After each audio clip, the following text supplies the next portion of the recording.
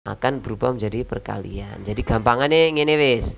Nek dicedhakke kalau didekatkan gayanya pasti menjadi lebih besar.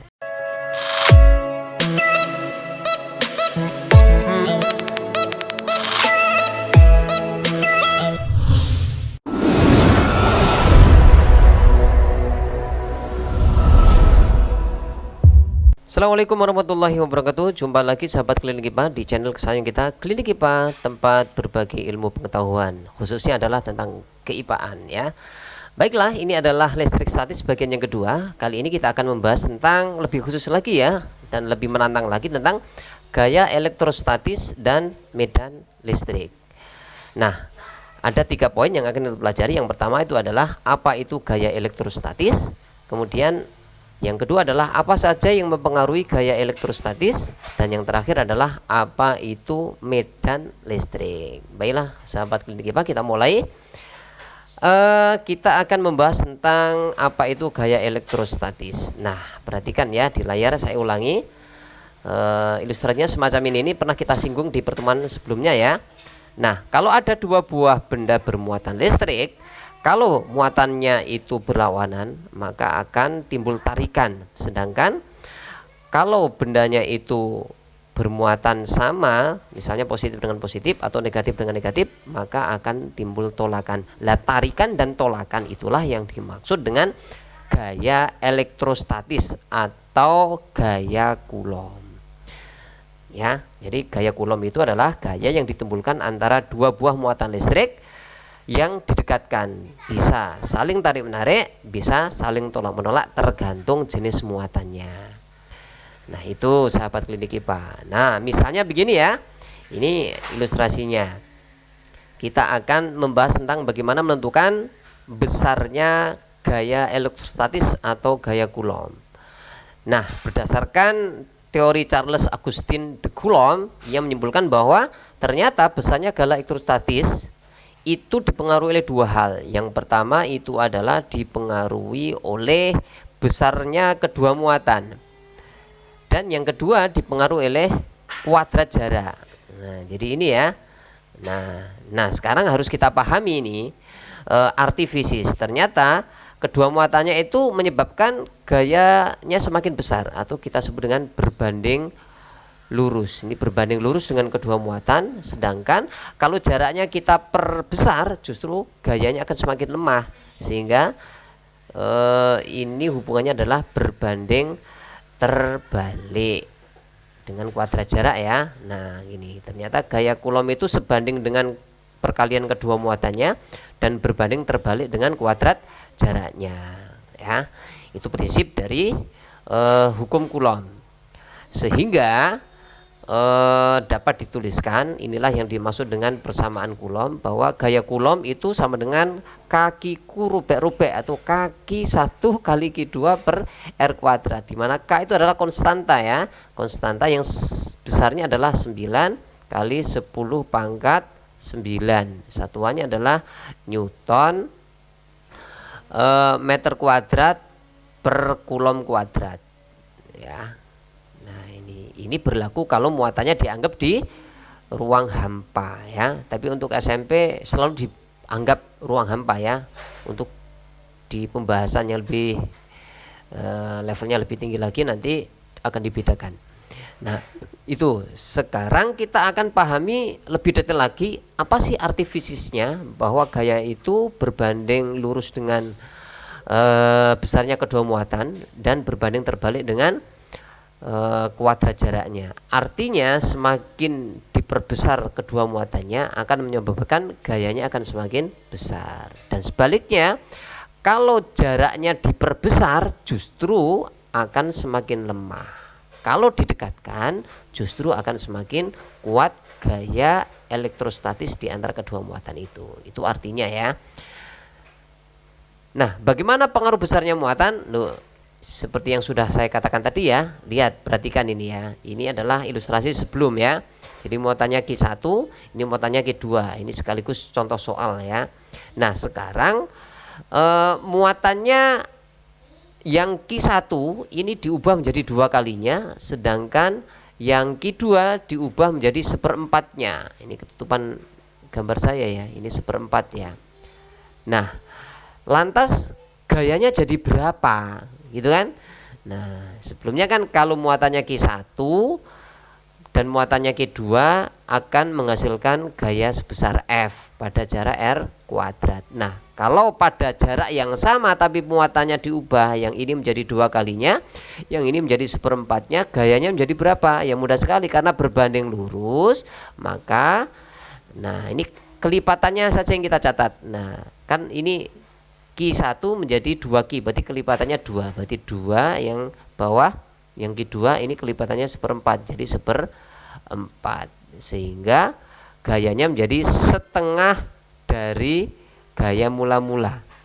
Nah ini, oh berarti tambah kecil ya. Siapa yang menyebabkan tambah kecil? Padahal muatan Q1 kan diperbesar. Oh ternyata yang menyebabkan menjadi lebih kecil itu adalah Q2-nya diubah sampai menjadi 1/4-nya. Jadi perubahan totalnya adalah 2 kalikan 1/4 alias setengah.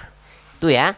Nah, sekarang akan kita lihat bagaimana pengaruh besarnya muatan. Kok besarnya muatan ini? Salah ketik ini ya. Besarnya jarak ini ya. Oke. Nah, seperti ini ya. Oke, ini sebelum, nah ini setelah, oh ini after. Ini tak copy paste belum saya ganti ya, sorry ya. Nah ini jaraknya didekatkan ini, nah didekatkan, jaraknya didekatkan. Muatannya sama, loh ini muatannya sama ya. Karena muatannya sama, nggak usah kita lihat. Yang berubah apanya? Yang berubah adalah jaraknya menjadi setengahnya ya. Tapi ingat, jarak itu kuadrat. Kalau kuadrat berarti menjadi 1/4 kan, setengah kuadrat itu. Nah, tapi kalian harus ingat, kalau didekatkan itu kan gayanya semakin besar. Nah, artinya karena posisinya sebagai pembagi, maka bukan 1/4-nya. Kalau 1/4-nya kan lebih kecil ya. Berarti kebalikannya, yaitu dibagi 1/4 alias 4 kalinya. Jadi gayanya itu adalah menjadi 1/4 semula. Nah, karena 1/4 maka secara matematis akan berubah menjadi perkalian. Jadi gampangannya ngene wis. Nek dicedhakke, kalau didekatkan gayanya pasti menjadi lebih besar. Kalau lebih besar nggak mungkin 1/4-nya kan. Ya kan? Kalau 1/4-nya kan lebih kecil. Nah, ini setengah, berarti kalau dikuadratkan adalah 1/4, berarti artinya 4 kalinya. Nah, gampangannya begitu ya. Nah, sekarang kalian harus berpikir kalau dikombinasikan bagaimana. Kalau dikombinasikan ya mudah saja ya. Muatannya lihat kelipatannya hanya dikali, kemudian kalau jarak ya nanti posisinya sebagai pembagi gitu aja. Oke, yang terakhir sahabat klinik IPA, kita akan membahas tentang medan listrik. Oke, apa itu medan listrik? Medan itu adalah area ya, daerah di sekitar muatan listrik yang masih bisa memberikan gaya listrik jika muatan itu diletakkan di area itu. Nah, sekarang ini misalnya ini adalah sebuah area, jadi medan maksimalnya sampai sini ya, ini area. Jadi Q yang warnanya kuning ini memiliki daerah kekuasaan sampai sini. Nah, untuk mengetahui sampai batas manakah area medan listriknya, maka kita harus menggunakan muatan uji. Misalnya muatan Q1 kita letakkan di sini, ternyata masih ada gaya listrik, ditolak, berarti dia masih berada di area. Tapi ketika kita meletakkan Q4, kok sekarang sudah tidak ada gaya listrik yang mempengaruhi Q4 atau gayanya 0, tidak ada respon sama sekali. Oh, ini berarti sudah berada di luar medan listrik ya. Nah, kalau muatan Q2 kita letakkan di sini pasti lebih kuat ini, ditarik ke sini. Ya, kalau Q3 pasti ditarik juga. Nah, artinya Q2, Q3 dan Q1 itu berada di medan listrik. Nah, gampang ini sahabat klinik IPA. Untuk mengetahui medan listrik, kekuatan medan listriknya dari Q yang kuning ini, maka kita memerlukan muatan lain untuk mengujinya. Gitu ya. Nah, itu prinsipnya. Nah, sekarang misalnya kita memiliki dua muatan uji nih ya, yaitu Q1 dan Q2 ya, berada pada jarak yang berbeda. Ini R besar, ini R kecil. Nah, Menurut sahabat klinik IPA, muatan manakah di antara Q1 dengan Q2 ini yang merasakan medan dari Ki kuning ini lebih besar? Jadi medan listriknya lebih kuat dirasakan oleh siapa? Pasti ini ya. Nah, ini lebih kuat. Kenapa? Karena lebih dekat. Ini prinsipnya begitu ya. Nah, sekarang lihat besarnya medan listrik muatan Q pada jarak R, berarti E medan listrik itu adalah gaya dibagi muatan pada jarak R ya.